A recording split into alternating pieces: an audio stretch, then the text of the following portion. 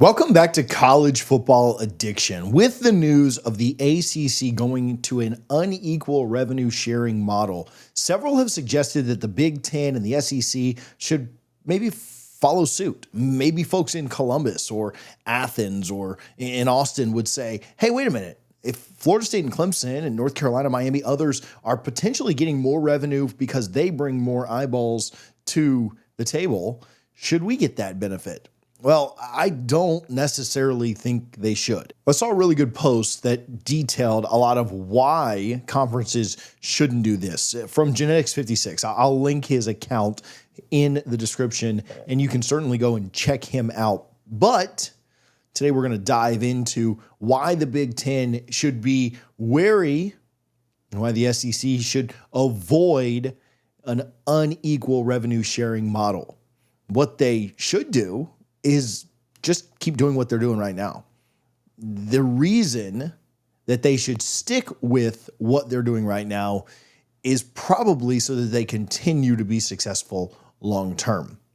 Now, Josh Pay and others that I have a ton of respect for have said just this, that they should do what the ACC is doing, or that programs in those conferences will go to their commissioners and eventually get this done. And I'll tell you, I just don't see it happening. On the surface, though, when I first heard it from Pate and others, I thought, man, that's a pretty good idea. And if that happens, as a Florida State guy, the gap that Florida State just made up by getting unequal revenue sharing would be right back. Because if Ohio State makes more money than everybody else, and LSU and Bama and Georgia and Texas make more than everybody else because of the eyeballs that they bring in, Florida State then has that gap again, but not so fast.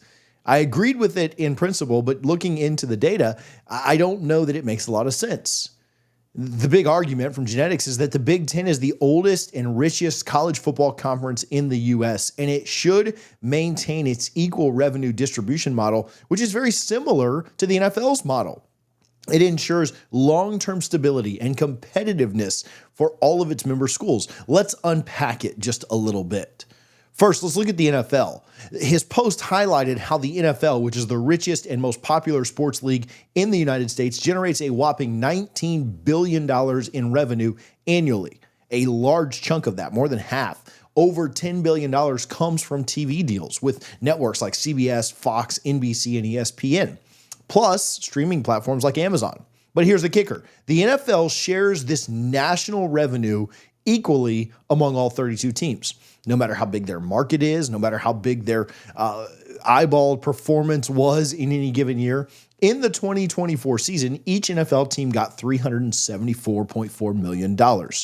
Now, this model, according to Genetics, creates financial parity, keeping even the small market teams like the Jacksonville Jaguars competitive and driving the league's massive $2.49 billion in sponsorship revenue.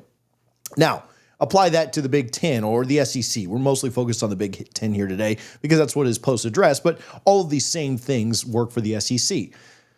Unequal revenue distribution, where programs like Ohio State or Michigan would get more money, would be the death of Big Ten stability. It points to conferences like the ACC and the Pac-12, which has struggled with tiered revenue models, leading to instability, realignment, and weaker overall competition. However, the Big Ten's current approach, equal sharing, has been in place for over 60 years, and it has made it, again, the richest and most stable conference in college athletics. But Genetics doesn't stop there.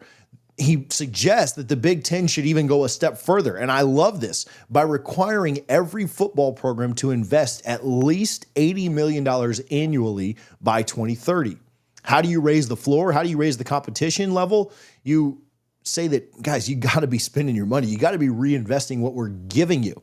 It would include $60 million in direct football expenses, plus an additional $14 to $15 million for revenue sharing and $6 to $10 million for NIL deals. Well, why would you do that? Why would you require that?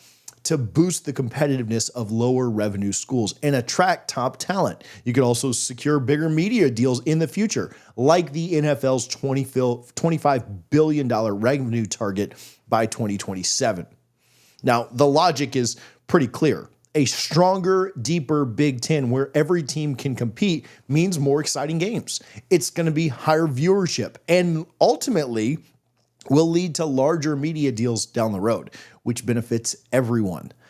However, if you went to unequal revenue, you could widen the gap. You could deepen that gap between the haves and the have-nots, hurting the conference's overall brand and the local communities that rely on these programs economically. It's a short-term fix for the ACC to do this, sure. But what are the results of that long-term? What are the results of what the ACC is proposing? Well, in the very short term, the gap between what Florida State, Clemson, Miami, North Carolina, and others can do with the resources they have, that gap is going to get even wider with the Wake Forests and the Boston Colleges and the Syracuses and the Pitts. Right? And that's no shot at those programs. We all understand what programs in the ACC have more resources. And what you're about to do in the ACC is widen that gap even more. Now, at about 2030, when some of those teams maybe leave, maybe that balances back out because one year Georgia Tech will have the most viewership, and then one year Louisville might have the most viewership, and then one year another team might have the most viewership based on who remains in the conference. But man, what if this unequal revenue sharing, when everything was kind of peachy keen, was agreed upon back in 2023 when Florida State asked for it? When Florida State said, hey, we need unequal revenue sharing, what if this would have been agreed to? And then Florida State wasn't trying to get out by 2030 or wasn't looking to leave the conference any longer. That gap between Florida State and Clemson, Miami, others would just continue to grow. And that's what will happen. Ohio State, Michigan, and others are already at the top of this conference in the Big Ten. That gap between the Northwesterns and the Purdues and the Marylands does not need to grow even further. Using the NFL model, genetics emphasize that an equal revenue sharing, it fosters a healthy competitive league. The NFL's success with over 3,600 active sponsorship deals in 2024, which is up 9% from the previous year, is driven by categories like ticketing, alcohol, and telecom. The Big Ten could achieve similar growth if it invests in all of its programs, not just the powerhouses. Now, I do want to continue to give full credit where it's due. This analysis comes very much from Genetics 56 Post, which I'll link again in the description. But it detailed and showed charts of the NFL's revenue distribution from 2013 to 2023 and Big Ten revenue trends, plus a passionate argument for maintaining stability in college athletics. You should certainly check out that post for full details. It is a goldmine for sports fans and econ enthusiasts alike. Now, of course, there are some counter arguments. Some might say that top programs deserve more money to stay competitive, or that forcing smaller schools to spend $80 million could strain public institutions reliant on taxpayer funds. But he's got an answer for that as well. Uneven models risk alienating mid-tier programs, leading to instability, like what's happened in other conferences. You think about what they've done in other conferences and the way that Texas and Oklahoma were viewed in the Big 12, how much people hated them because of the preferential treatment they were given. You look at the death of the Pac-12 with their unequal sharing and how big of an issue that was for them and the gap that was grown in that conference. And then again, you look at Florida State and Clemson. Now, at present moment, maybe this unequal revenue sharing is a good thing for the ACC. It's a lot like some programs, some social programs that may happen. It may have a good small-term, short-term effect, but long-term, you are robbing Peter to pay Paul, and that's not a great scenario. Where does the ACC get in X number of years? Where do they get with this model going forward? If Florida State, Clemson, North Carolina, Miami were to leave in 2030, would they readjust? Would they take this back and then go to an equal revenue sharing model? I don't know that that'd be great for your Louisvilles or Virginia Techs or Georgia Techs that feel like maybe they'd be the guys that were getting the biggest payouts at that time. It is a good thing for the ACC to keep Florida State and Clemson for the next several years. It's probably not a great thing for the long term. And at the end of the day, let's be very honest. The SEC needs the Vanderbilts of the world. They need the Mississippi States of the world. They need, in the Big Ten, the Northwesterns and the Marylands and the Rutgers, et cetera. Not trying to crap on those programs, but you need your haves and your have-nots. You've got that in the NBA. You've got that in the MLB. You've got that in the NFL. And though there is more parity in some of those other leagues, you still have your perennial winners and your perennial losers based on market size, based on ownership, based on GM, based on stability, all of those things. And it can change for sure. However, those conferences need the bottom dwellers so that the big boys can continue to make the playoff and make them money. You saw what happened this year with the SEC almost having too much parity.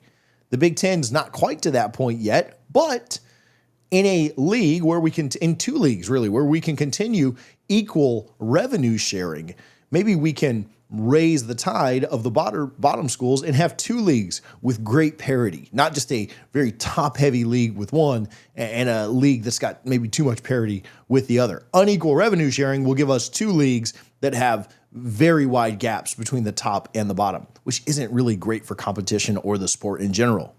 So what do you think? Should the Big Ten, the SEC, should they continue to follow the equal revenue sharing model that the NFL and that these conferences have had forever? Should they mandate big investments in football? Drop your thoughts in the comments. I'd love to hear from you on this.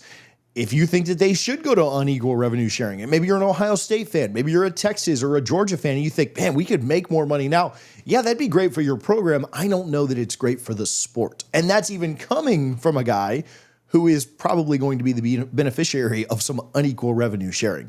Now, listen, I'd love to hear your comments on this. I'd love to hear your thoughts on the way that this revenue stuff is going. Maybe we're completely wrong here. Maybe the Big Ten will enact this. I don't think so. Spoke with the Big Mountain guys a few weeks ago on our show. They said, don't think this is happening.